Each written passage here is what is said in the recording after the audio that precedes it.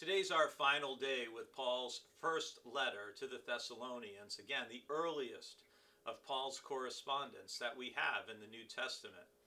And in chapter 5, as part of his concluding encouragement and exhortation to the church, he reminds them to keep doing three things.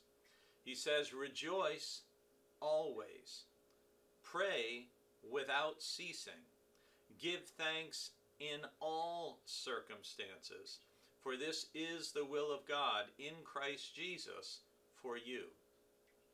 Let's look at each of those things in turn. Rejoice always.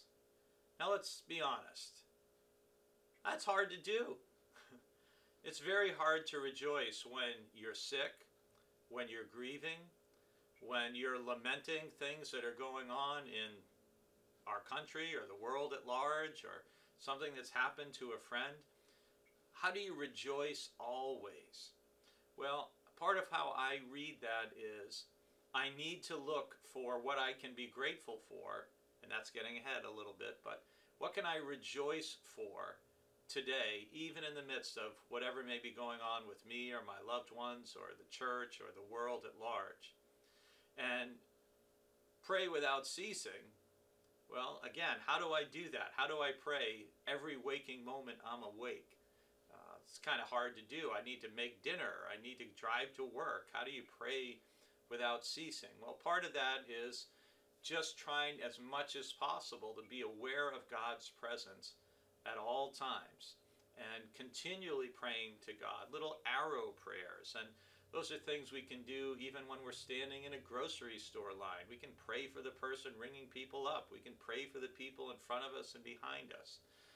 Praying without ceasing is something that we're trying to continually bring ourselves back to an awareness of God's presence in our life.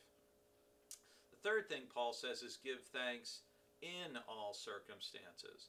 And perhaps the most important part to remember about this phrase is he doesn't say give thanks for all circumstances, because there are some circumstances that are awful, they're terrible. But even in the midst of those, and this is tied so closely with rejoice always, it's how do we look for the blessing? How do we look for what we can still thank God for in the midst of whatever we're facing? Corrie ten Boom, in her book The Hiding Place, about her and her sister's experience in a Nazi concentration camp, famously talked about giving thanks for fleas, because the fleas help to keep the guards away from them. That's an amazing example of giving thanks in, not for, all circumstances. So I pray that as you go about this day, that you will find reasons to rejoice. You'll keep on praying, and you will give thanks for how God has touched you.